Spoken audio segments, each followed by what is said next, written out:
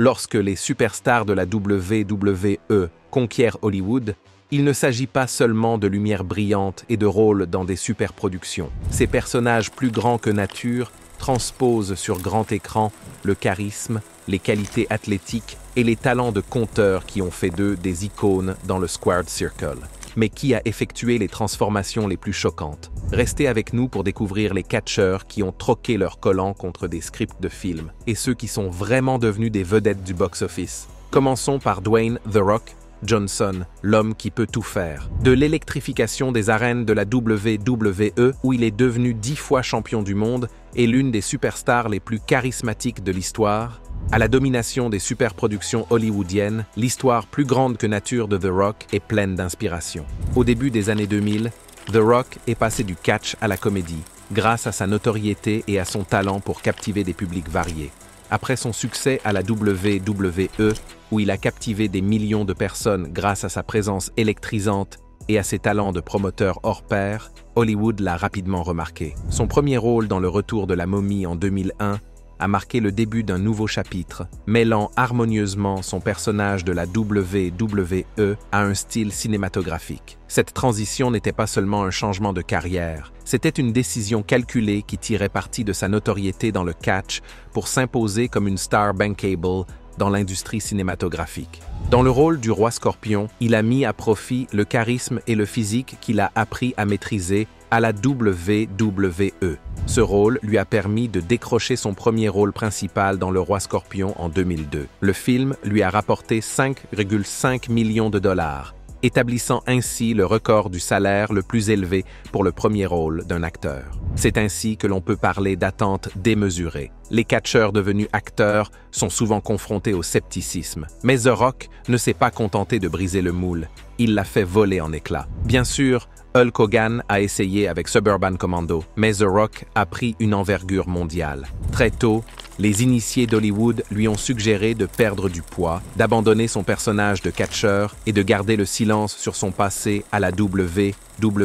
Au lieu de cela, il a embrassé ses racines, prouvant ainsi qu'il n'est pas nécessaire d'entrer dans le moule pour réussir. Sa décision de porter fièrement l'héritage de la WWE a ouvert la voie à des stars comme John Cena et Dave Bautista, montrant que la reconnaissance de ses racines peut être une force plutôt qu'un handicap. Que diriez-vous d'un champion du peuple? Ce qui distingue vraiment The Rock, c'est sa capacité à exceller dans de multiples domaines, qu'il s'agisse de superproductions pleines d'action, de films d'animation réconfortants ou même de rôles comiques.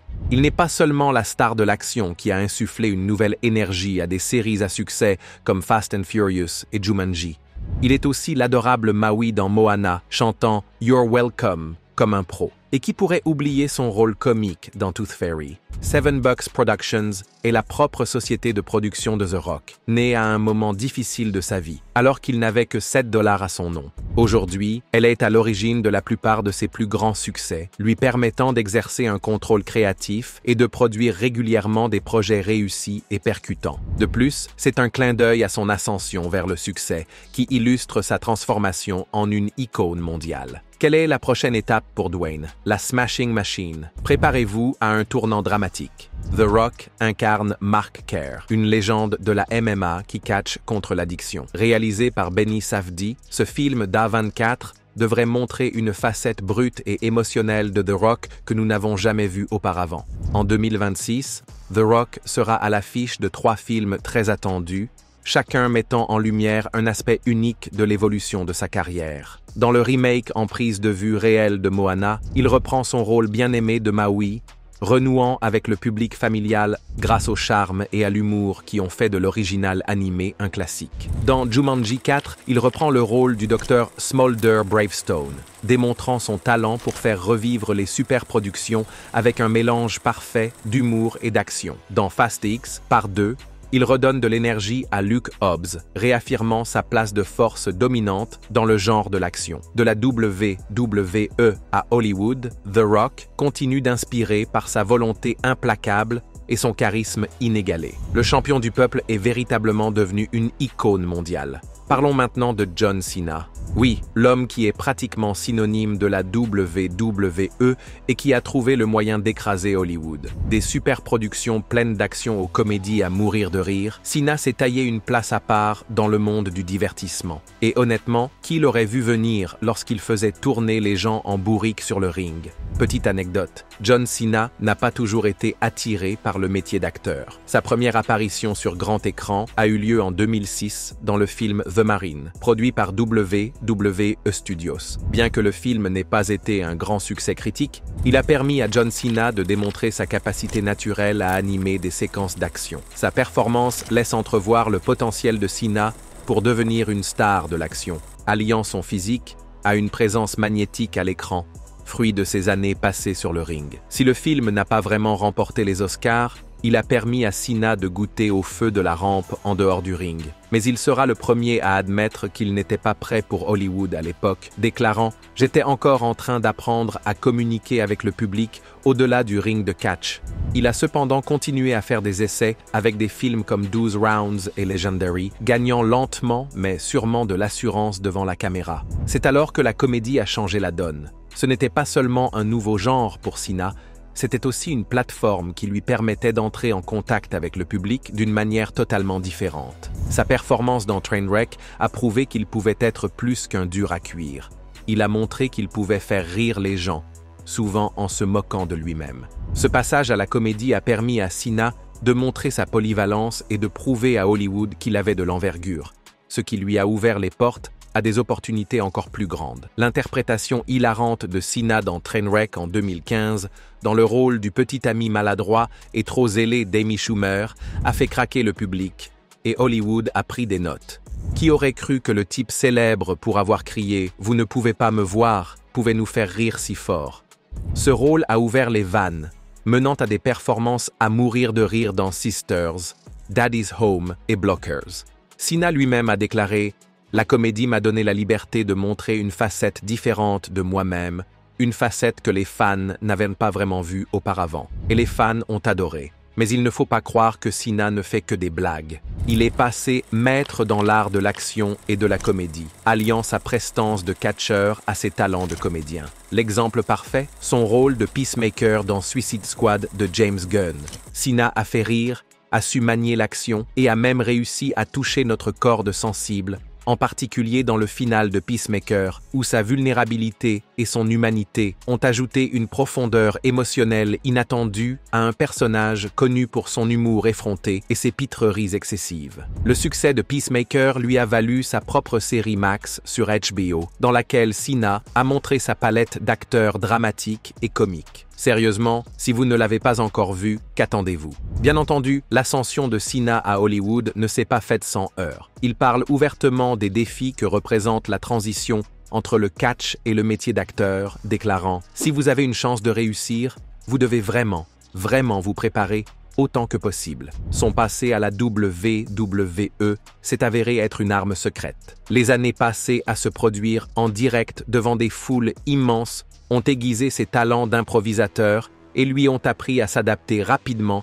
à des situations inattendues. Qu'il s'agisse de faire des promos ou de chorégraphier des séquences physiques intenses, Cena a développé un don pour la narration qui s'est parfaitement traduit dans son travail d'acteur. Cette base unique lui a donné une longueur d'avance pour offrir des performances authentiques, à la fois dans des rôles pleins d'action et dans des scènes comiques qui requièrent un timing en une fraction de seconde. Des années passées à couper des promos et à jouer en direct l'ont aidé à maîtriser l'improvisation, une compétence que James Gunn a qualifiée de meilleur improvisateur avec lequel il ait jamais travaillé. Ce n'est pas si mal, n'est-ce pas? En 2024, Cena a un CV tout à fait impressionnant. Il a fait partie de méga franchises comme Fast and Furious, a joué dans le film Barbie, acclamé par la critique, et a diverti ses fans avec des projets comme Freelance. Bien que certains de ses films n'aient pas été des succès, comme Playing with Fire ou Dolittle, sa volonté d'aborder des rôles diversifiés montre à quel point il est déterminé à progresser en tant qu'acteur. Et soyons réalistes, son parcours est une véritable source d'inspiration. La preuve qu'avec de l'acharnement, de la persévérance et la volonté de rire de soi, on peut franchir n'importe quel obstacle. Parlons maintenant de Dave Bautista. Oui, le type qui se frayait un chemin à coups de powerbomb dans la WWE. et qui illumine aujourd'hui le grand écran grâce à ses talents d'acteur. Que vous soyez fan de Drax le Destructeur ou émerveillé par son travail dans Blade Runner 2049 et Dune, l'évolution de Bautista, de catcheur à star hollywoodienne, est tout simplement époustouflante. Et le plus beau, c'est qu'il ne fait que commencer. Il ne fait que commencer. Bautista a joué son premier rôle au cinéma dans Relative Strangers en 2006. Il est le premier à admettre que ce n'était pas génial, mais au lieu de jeter l'éponge, il s'en est servi comme d'une motivation pour s'améliorer. En réfléchissant à cette expérience, Bautista a pris conscience de l'importance de perfectionner son art et de rechercher des rôles qui lui permettraient de s'épanouir. Cet état d'esprit l'a conduit à accepter des projets plus modestes et des rôles d'invité qui l'ont aidé à affiner ses compétences tout en gardant un œil sur le tableau d'ensemble. Ses premières apparitions, notamment dans Chuck et Smallville, lui ont permis de tâter le terrain tout en continuant à se démener sur le ring. Lentement mais sûrement, il construit ses fondations. Contrairement à de nombreux catcheurs devenus acteurs qui plongent tête la première dans des films d'action, Bautista avait une vision différente. Au lieu de s'en tenir à des rôles d'action génériques, il visait des performances qui mettaient en valeur sa profondeur émotionnelle, comme sa participation à Smallville, où il a incarné un méchant complexe plutôt qu'une simple brute. Ce choix témoigne de ses premiers efforts pour se démarquer comme étant plus que le muscle à l'écran. Il voulait être pris au sérieux en tant qu'acteur, et pas seulement comme le grand type qui donne des coups de poing. Cette détermination l'a distingué, mais il ne faut pas se voiler la face. Son parcours n'a pas été fait que de tapis rouges et de succès au box-office. Bautista a dû faire face à des difficultés financières, perdant même sa maison et ses voitures à un moment donné. Et grâce à son physique massif, il s'est retrouvé très tôt catalogué, coincé dans des rôles qui ne lui permettaient pas d'exprimer tout son talent. Des films comme House of the Rising Sun en 2011 n'étaient pas vraiment des candidats aux Oscars, mais ils étaient des tremplins. C'est là que les choses deviennent intéressantes. Bautista a reçu un conseil crucial de son compagnon de catch Stone Cold, Steve Austin. « N'acceptez pas de mauvais scénarios juste pour le salaire », a prévenu Austin. Bautista l'a écouté, même si cela signifiait qu'il devait refuser des rôles qu'il aurait pu facilement gagner. Cette patience a été largement récompensée lorsque Marvel a frappé à la porte avec les Gardiens de la Galaxie en 2014. Dans le rôle de Drax, Bautista a prouvé qu'il n'était pas qu'une question de muscles. Son timing comique était parfait, et les fans l'ont adoré pour cela. Les Gardiens a été la percée dont il avait besoin. Soudain, Bautista était plus qu'un simple catcheur devenu acteur. Il est devenu un véritable acteur hollywoodien. Il a montré sa palette dans Spectre en 2015 en tant que méchant de Bond, puis nous a époustouflés dans Blade Runner avec une performance nuancée et émotionnelle. Lorsqu'il a rejoint le casting de Dune et Glass Onion, c'était clair. Bautista n'était pas là pour jouer les seconds rôles. Dans Dune, il a apporté une intensité imposante et complexe dans le rôle de Glossu Raban, tandis que dans Glass Onion, il a volé des scènes avec son humour acerbe et sa vulnérabilité surprenante dans le rôle de Duke Cody, prouvant une fois de plus sa polyvalence. L'une des choses les plus intéressantes à propos de Bautista, il se surpasse sans cesse. Il ne se contente pas de grands rôles d'action, il recherche activement des rôles dramatiques, axés sur les personnages. Dans Knock at the Cabin en 2023, il a livré l'une de ses performances les plus difficiles, en incarnant un homme en conflit qui doit prendre une décision moralement impossible. Le rôle exigeait de Bautista qu'il concilie intensité physique et vulnérabilité émotionnelle brute, tout en se débattant avec les dilemmes éthiques de l'histoire. Remarquablement, il s'est attaqué à ce personnage profondément nuancé, sans presque aucun temps de préparation, ce qui montre à quel point son jeu d'acteur a progressé. C'est cette volonté d'évoluer qui le distingue. L'histoire de Bautista est la preuve que le succès n'est pas facile, mais qu'il en vaut la peine. De l'époque où il était une vedette de la WWE à celle où il a travaillé avec des réalisateurs visionnaires comme Denis Villeneuve et Rian Johnson, il a montré que le travail acharné, les choix intelligents et la volonté de prendre des risques peuvent être très payants. Parlons maintenant de Mercedes Varnado, mieux connue des fans de catch sous le nom de Sasha Banks à la WWE et de Mercedes Moné dans le monde du catch en général. Elle ne se contente pas de dominer le ring. Elle fait des vagues sur le grand et le petit écran, prouvant que son pouvoir de star ne connaît pas de limite. Qu'elle se fraye un chemin jusqu'à la victoire ou qu'elle vole des scènes dans une galaxie très très lointaine, Mercedes est synonyme de polyvalence et de franchissement de barrières. Voici un fait amusant. Mercedes a fait ses débuts d'actrice dans la 2e saison de la série à succès de Disney+, The Mandalorian, en 2020.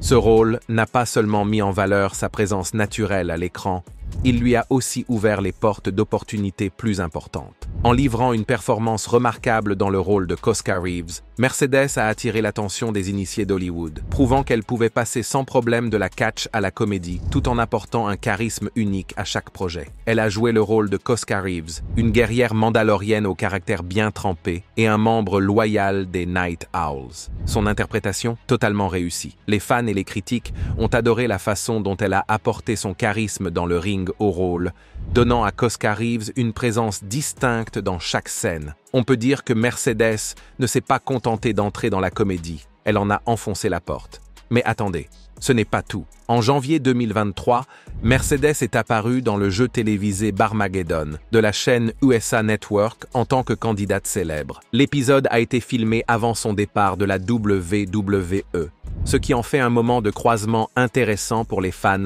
qui ont suivi son parcours.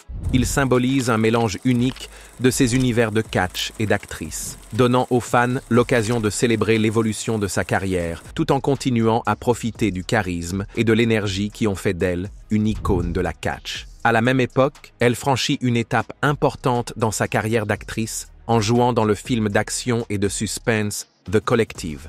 En jouant Nikita aux côtés de Paul Ben-Victor, elle ajoute une nouvelle plume à son chapeau et démontre sa palette d'actrices. Comme si cela ne suffisait pas, Mercedes a fait un grand pas en avant en novembre 2024 en signant avec United Talent Agency, UTA, l'une des meilleures agences de l'industrie, connue pour représenter les plus grandes stars d'Hollywood et pour obtenir des projets de premier plan. Traduction ? Elle se prépare à des opportunités encore plus grandes dans les domaines du cinéma, de la télévision, du théâtre et au-delà. Il est clair qu'elle ne se contente pas de faire ses premiers pas à Hollywood, elle y plonge la tête la première. Ce qui est vraiment génial avec Mercedes, c'est que son passé de catcheuse lui donne un avantage dans les rôles d'action. Son interprétation de Koska Reeves semble si authentique, probablement parce qu'elle n'est pas étrangère à la narration physique. La scène de combat dans The Mandalorian, où Koska affronte une escouade de Stormtroopers avec une précision et une intensité sans faille, est l'un des moments les plus marquants. Chaque coup de poing, chaque coup de pied et chaque prise illustre la capacité de Mercedes à raconter une histoire par l'action, ce qui rend le personnage inoubliable. Les années passées sur le ring l'ont préparé à apporter la même énergie et la même précision à ses performances à l'écran. En décembre 2024, Mercedes concilie ses engagements dans la catch avec sa carrière d'actrice en plein essor. Avec le soutien d'Utah et une série de choix de rôles délibérés, le ciel est la limite. Alors, quelle est la prochaine étape pour Mercedes? Plus d'action, plus de drame et peut-être même un rôle principal ou deux. Qui sait? Peut-être la verrons-nous bientôt en tête d'affiches de films à succès. Parlons maintenant d'Adam Copeland, mieux connu des fans de la WWE sous le nom d'Edge. Non seulement il a été le fer de lance d'innombrables moments épiques sur le ring, mais il s'est également taillé une impressionnante carrière d'acteur. Sérieusement, ce type peut tout faire.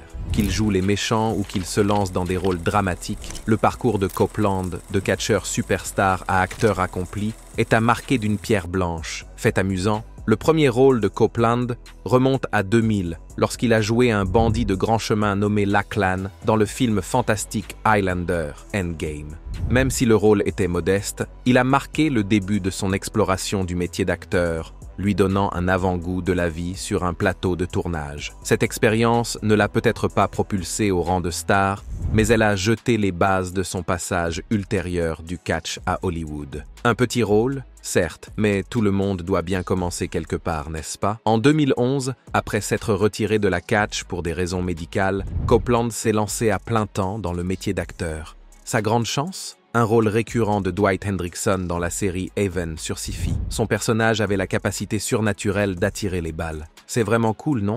Copeland a réussi son coup et a été nommé au Golden Maple Award du meilleur acteur dans une série télévisée diffusée aux États-Unis en 2015. Pas si mal pour un type qui avait l'habitude d'entrer dans les arènes à travers un nuage de fumée et de pyrotechnie. Mais ce n'est pas tout. En 2015, Copeland a plongé dans l'univers des super-héros en incarnant Atom Smasher dans The Flash et a même fait une apparition dans la série policière canadienne Private Eyes en 2016. De 2017 à 2020, il a joué le rôle de Kjetil Flatnose dans la série historique Vikings.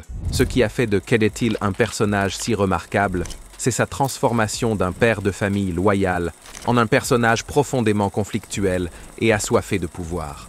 Copeland a apporté une intensité brute et une profondeur émotionnelle au rôle, mettant en évidence la complexité d'un homme poussé à des mesures désespérées par les circonstances. Sa capacité à équilibrer la vulnérabilité de Kjetil S avec ses traits les plus sombres a laissé une impression durable sur les fans et les critiques.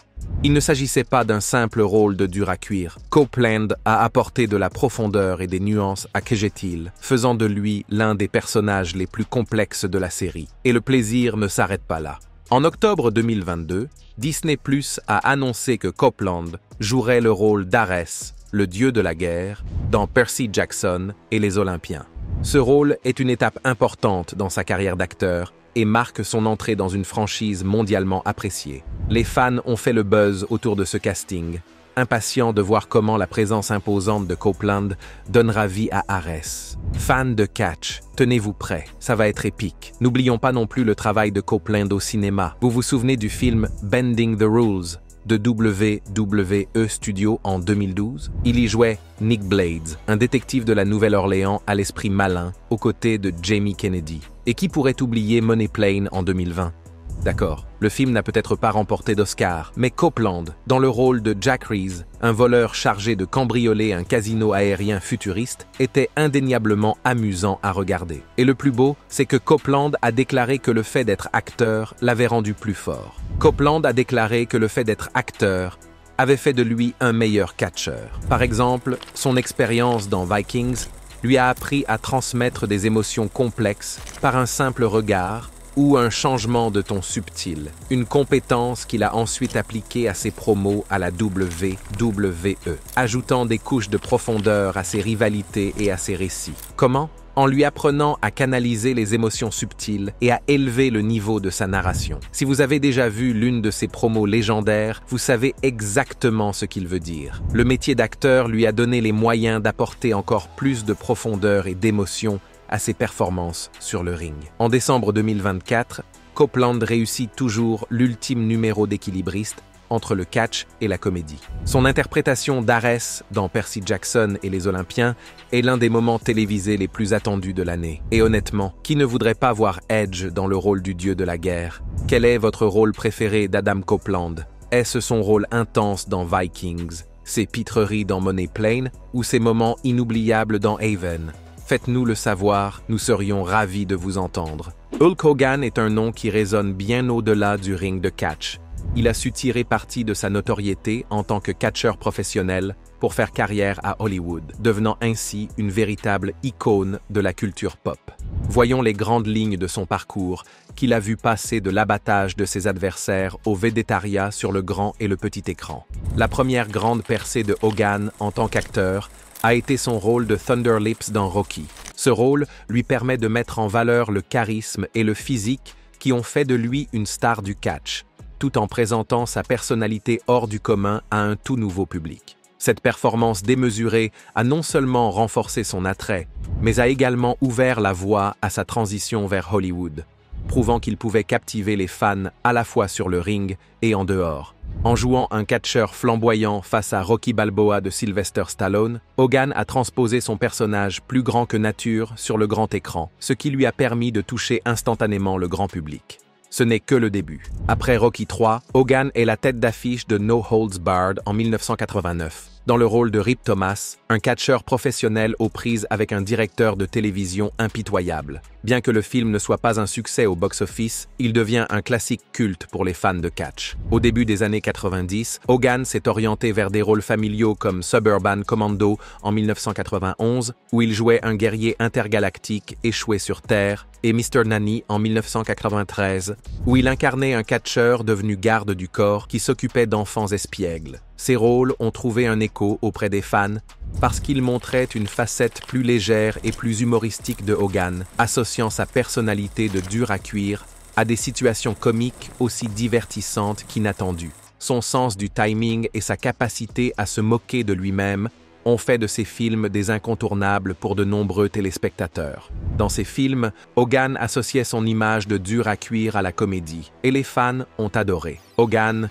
ne s'est pas arrêté au cinéma. En 1994, il a joué dans la série télévisée d'action et d'aventure Thunder in Paradise, dans le rôle de R.G. Hurricane, Spencer, un ancien Navy SEAL doté d'un bateau high-tech. La série combinait l'action à haut risque avec une touche d'humour, ce qui correspondait parfaitement au personnage de Hogan, une figure héroïque plus grande que nature. Sa prémisse exagérée et le charisme indéniable de Hogan en ont fait une émission culte parmi les fans qui apprécièrent de voir leur icône de la catch sauver la situation sur l'eau. C'était du Hogan classique, plein d'action, plus grand que nature, et parfaitement adapté à son personnage à l'écran. Il est également apparu dans des séries télévisées à succès comme The A-Team et Suddenly Susan en 1999, prouvant qu'il pouvait s'adapter à différents formats. Et voici une perle cachée. Hogan a fait des apparitions dans Gremlins 2, The New Batch en 1990 et Spy Hard en 1996,